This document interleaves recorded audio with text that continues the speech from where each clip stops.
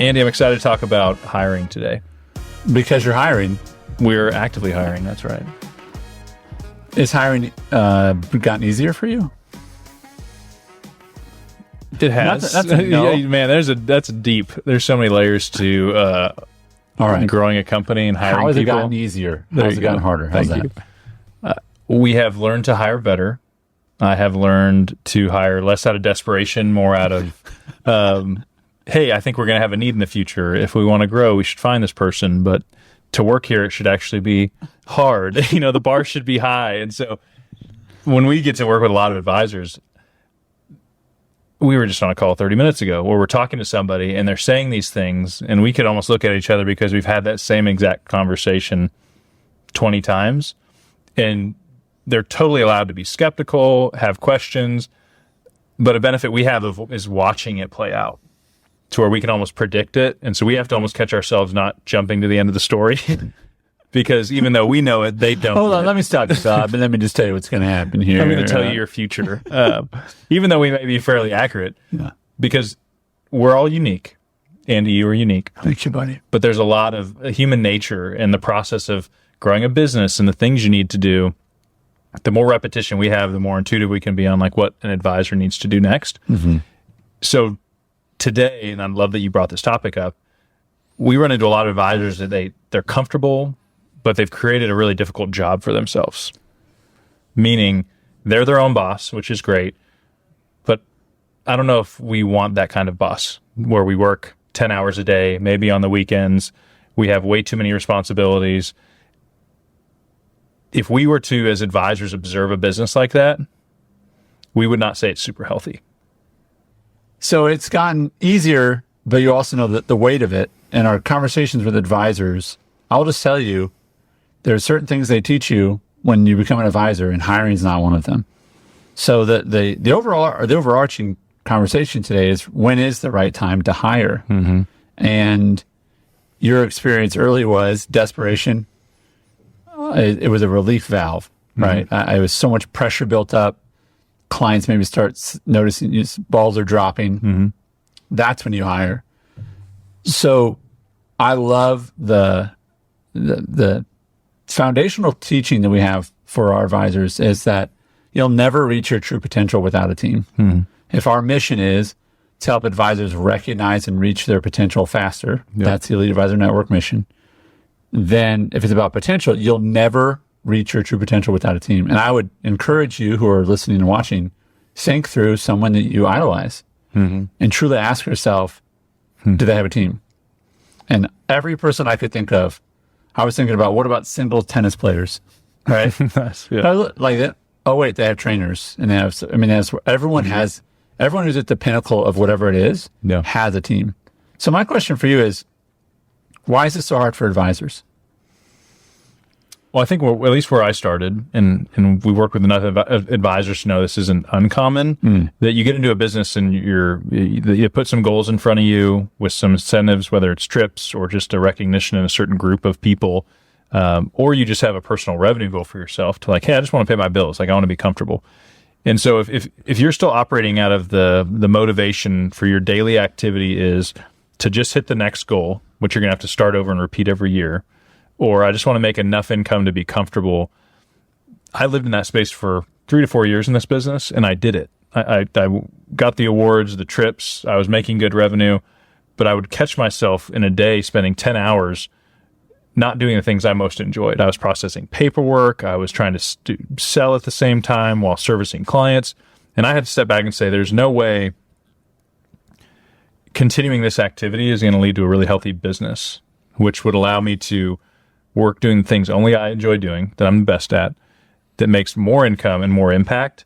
And so that was a crossroads for me in my business where I was like, there's just not enough time in a day. Like I'm creating this problem someday that's just going to, impact my reputation in the community. Oh, Sten never calls back. His plans are rushed. I just foresaw 6 to 12 months down the road, like this isn't sustainable. Mm-hmm. And some advisors just keep doing that. And then you hire an admin assistant just to answer your phones.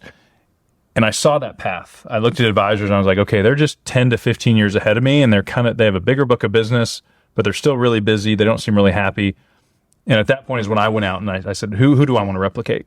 And some of the best advisors, when I go on these trips, and they were like, these are the top 5 advisors. She has a team of 6.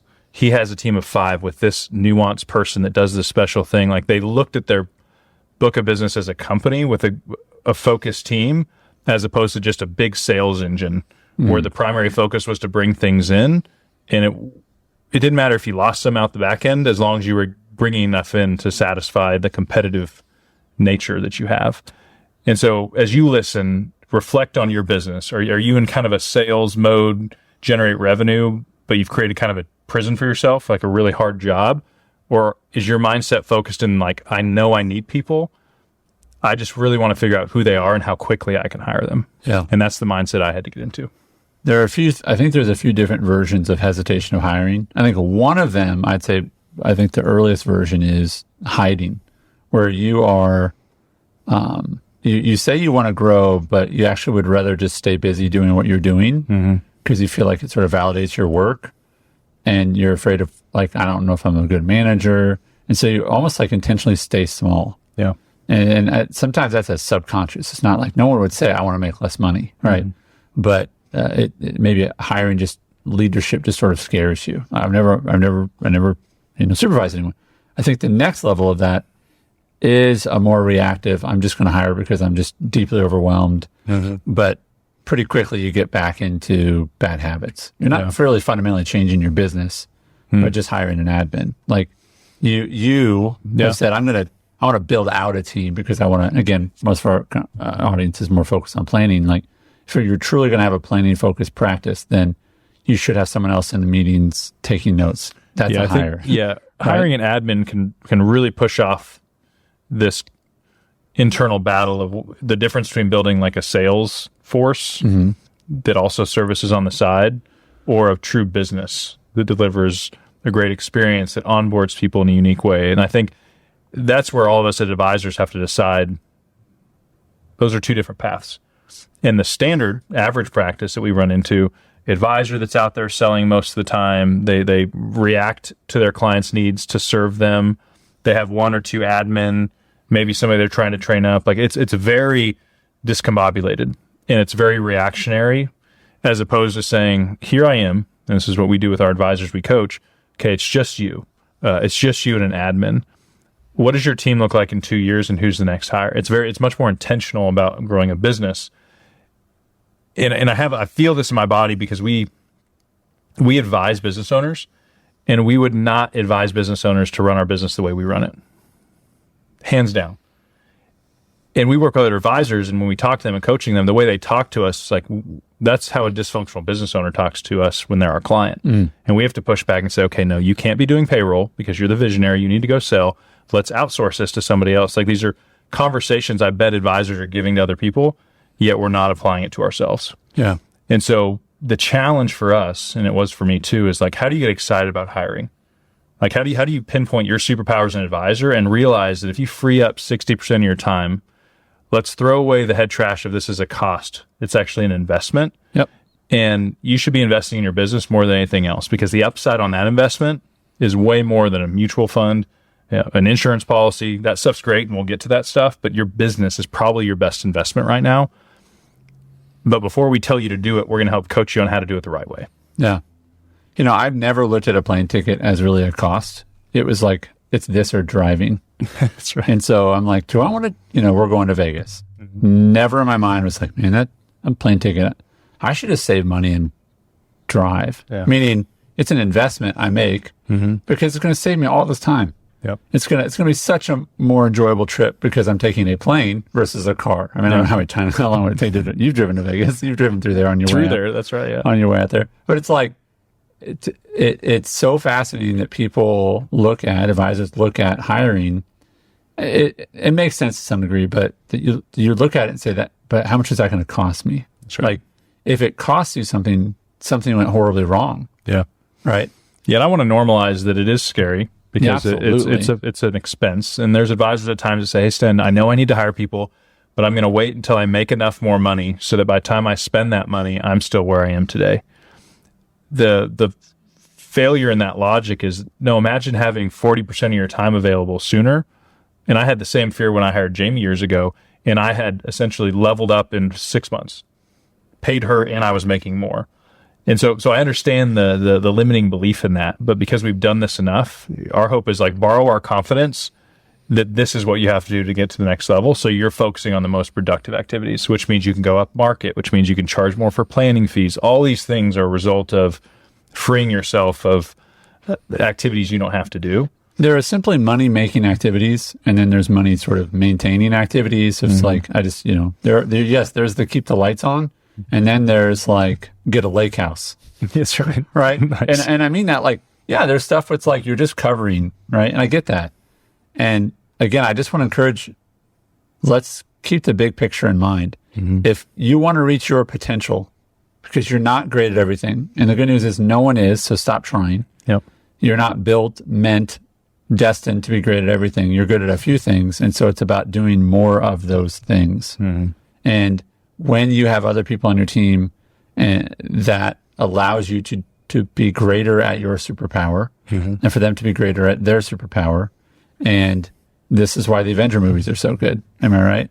All those superpowers together. So I want to ask you to tell advisors, and let's do there's 2 stages. One is, I have an admin and I'm thinking about bringing someone else on.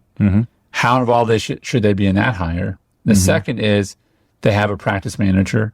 They have someone who's doing operations. And if they have that person in place, how involved should they be in the hire at that point? Where should they come in? So the first one is they just have an admin. They want to bring on someone else. Who would you bring on next? And how involved would you be in that hire? Yeah. I'll one step back real quick is that when we interact with advisors, very rarely, I can't even think of a conversation where someone's like, Sten, Andy, I disagree with you. Like you shouldn't hire. And so on this one, yes. Yeah.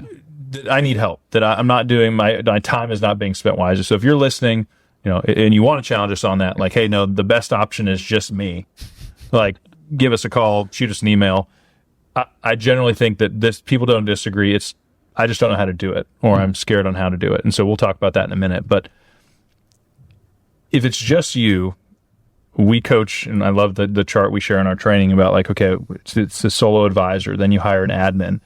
And then my path was a junior advisor / paraplanner. Like I wanted somebody sitting in my meetings taking notes for me, just because that made me more efficient. My meetings were more dynamic. They could do so much of the follow-up work that could really keep me focused. This next step there was a practice manager, because I recognized I was spending time. Is payroll going out on time? Is the office getting clean? Like all of these running a business. Are your employees happy? Yeah, culturally, who's checking in on them for accountability? Because Sten wanted to be more of a chief encourager than like, hey, is everybody doing what they're supposed to do? Yeah. So when Jamie sits down with people and says, are you doing what you're supposed to do? It just comes out better. I love these too. Also, who's planning the monthly, maybe it's every other month, like our volunteer day? Yeah. Where we take half the day off and we go have a meal together and then we go volunteer somewhere. Like that stuff matters. Oh, yeah. It matters that's a big part of our culture of who we are. Who's making sure that we're celebrating the anniversaries and the birthdays, the work anniversaries and the birthdays. I mean, I know that's soft stuff, but soft skills are still real skills. Oh, yeah. Right? And that's a superpower of someone else, so that you, and this is not to diminish those things, but that's not what you should be focusing on, Sten. Yeah, my clients don't want me doing that stuff. Like they want Sten living in what he does best. So, and my team knows now that like we need Sten in a room with clients. He needs to be prospecting and networking, and he needs to be overseeing the financial plan. He doesn't need to be keying the data into e-money. Like if my clients knew I was doing that, they'd be like, Sten, you probably shouldn't be doing that. And they're not even a lot of them aren't business owners, and they would still be able to tell me, Sten, that doesn't seem like you should be doing that. Right. And so in the context of how will you actually pay for these people, we have great data, great stories, great testimonials of, wow, when this person was in this place and freed up 40 to 60% of my time. Because if you do it well, if you have a good job description, and this is part of hiring well, don't just start doing it because you're probably not going to do it well. If you just go off your gut, that's not the best way. So we teach advisors what's the hiring process, what's a job description. There's a way to do it to where the chances of success are a lot higher, but it's still a person with a story that's going to have bad days that you need to care about. And so that's the realm for me that was so foreign, because my natural bent as a 20-something-year-old advisor was not, hey, let's sit down and chat. It's, hey, here's the 10 things that need to be done today. I'm going to go do my thing in my office, and I'll see you at the end of the day. Paid well, but it wasn't necessarily the most fuzzy work environment. So there were these soft skills I had to develop. And the good news is I realized like, oh, I actually do enjoy this part of it. It just wasn't natural to me until it became natural.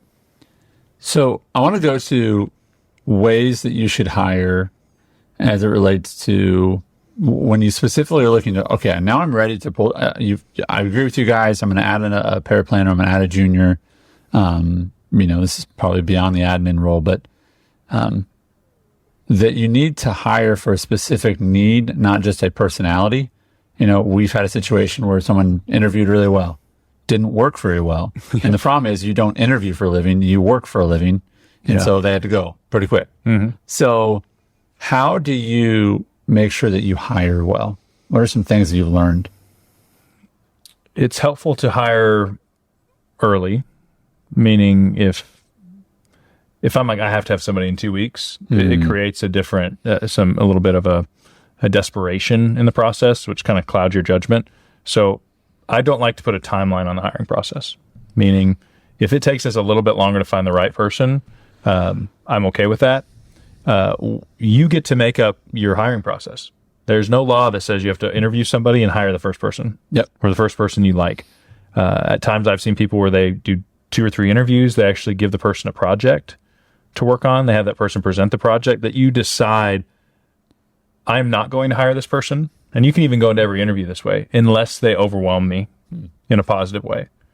Versus going in and being like, man, if as long as there's no major red flag, I'm just going to say yes to get this over with. I hope they like our workspace. I hope they... Because then the dynamic is switched. Like they're almost interviewing you in a way versus you saying, hey, this is a great place to work.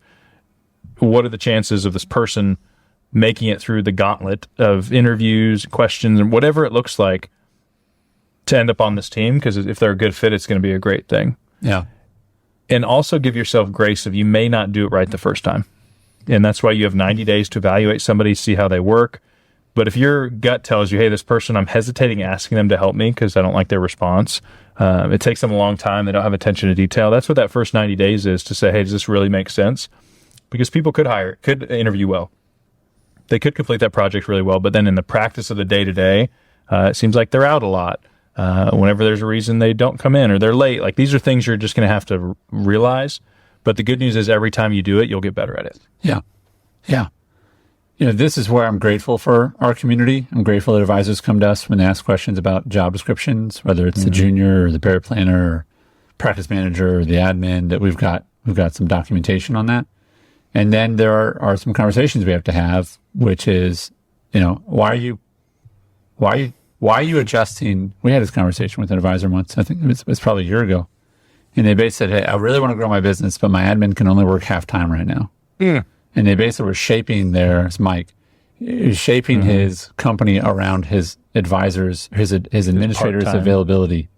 And listen, she was a great lady. And the deal was she went and picked up her kids from school at like 2 and she had to leave at 1 or something like that. So was like, I only have her for 5 hours a day and I'm just having some growing pains. Listen, we're all about life balance, but like that's just for a growing business. Half days are tough. That would be very, very difficult. So maybe you find a match where you can bring in someone else, maybe bring in someone whatever.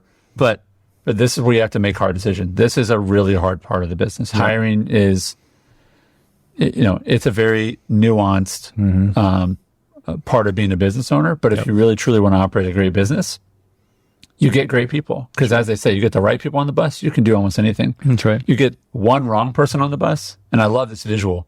I heard the story once, which is if you have the wrong person on the bus and they're standing on the brake, it doesn't matter who else is on the bus. It doesn't matter. It doesn't matter how good your bus is. It doesn't matter everyone else. You got one person and they're on the brake, then versus anybody could drive. Right? That's the kind of business you want to run. So I want to ask, what are some really positive things that you want to look for when hiring? We'll end on this part. What are traits? What are nuances that you would encourage people to look for when they feel like is this the right time to hire? These are the kind of people they want to look for, because you had me working with a business coach this a couple of years ago now, and one of the pieces of advice he gave me and my hesitation about hiring is I said, I'm really worried about this, this, and this. And he said, yeah, you don't hire a person like that. Yeah. Oh, okay. I was like, I don't want to supervise people who do this, this, and this. He's like, yeah, that sounds like a horrible employee. don't hire them. I'm like, oh yeah, I forgot I'm in charge. That's right. But again, Yes. it's that posture. Oh, yeah, exactly. If you're not used to it, you're like, oh wait, I forget, like I'm the boss. That's right. So what are some positive things you want to look for, or maybe nuanced things that you found? And we've even talked about these things recently in the last 2-3 hires within the company. Mm-hmm. You go, you know what? This is what really clued me in that this was going to be a good fit for us. I've realized that resumes are great. If somebody can have experience in the job you're hiring for, that's great. Yeah. But don't hire specifically for that. Because we've had some people come in where I was like, man, they do exactly what we need. They've been doing it. So man, that's going to make my job easier to onboard them. And that kind of clouded my judgment. And like, are they a good culture fit? Like when I ask them for something, do they deliver it with a smile? Are they problem solvers for the team? And so I've gone away from, let's find somebody that's done this exact job before, and gone more to, are they a good team player? Do they have a good attitude? Are they somewhat steady? And some of this you just learn in that 90-day period where you're like, what does it like to interact with them? Because I have some horror stories around people on a team where I was like, I'm going to ask them for help, but I don't know if I'm like, am I upsetting you? Like, am I offending you by asking for help? And I would feel that to where I'm like, I'm not asking them for help. And I was like, and I'd let those people stay for months at times. And I'm like, okay, this isn't a good fit for both of our sake. I'm going to have a hard conversation as a leader and say, wish you the best, not a good fit. And so for me, I think it's more personality fit within our culture. It's, can somebody handle accountability? Are they willing to have somebody lean in back? Why did you do that? Or, with a fixed mindset, are they going to feel like we're questioning their character and be defensive all the time? And so those are things that we learn in those 90 days. Before we get to the 90 days, I've kind of given my team permission to say, hey, have 3 interviews. You guys talk to them, meet them, and then come up with a project that says, hey, we'd like you to help us with this thing, or come shadow for a day. Like, you can be creative about the hiring process, because hiring the wrong person, this is the, hire slow, fire fast, is a distraction. And the team will be frustrated. And so as a leader, you need to... It's demoralizing. I mean, it's just discouraging. It's like, it takes all that, because they're new, and you're like, this is our new, and then it's back to the drawing board, turn on the... Yeah, too much of that eventually, it does wear on the team. You can't give up on it, because I think we're all agreeing to reach your potential, you need a team. We do not meet advisors that are, in their 40s, 50s, 60s that look back and said, man, I wish I never hired anybody. We have some that are like, I just can't believe I haven't hired anybody. Or, man, I've been trying to do that for years. What's great about that is that it's forecasting a little bit that if you delay this or never do it, that is a regret that's waiting for you in the future. Yeah. And so for us, with the coaching we do, or any coaching you get, like, the best practices are out there. There's people that do this really, really well. So go learn it. And so if your fear is causing you to be stuck, or you say, I've tried it and it didn't work, let's accept that you just didn't do it the right way. And then become a student of the game. Yep. YouTube videos. What does it look like to interview well? How do you dynamically interview? What do you look for in a resume? This is just being a student of the game. Because, I don't know, you read a couple books and spend a few weeks, like, you're probably somewhat of an expert in this. Yeah. Or at least better than most. You just have to be intentional about it. Absolutely. Well, I hope this has been encouraging for you who are watching, listening. And if you do have questions, just reach out to us, stenmorgan.com/podcast. There's a place to submit questions there. This topic came from a listener. So thanks for sending those in. And Sten, I appreciate your insights in hiring. You bet. Thanks, bud.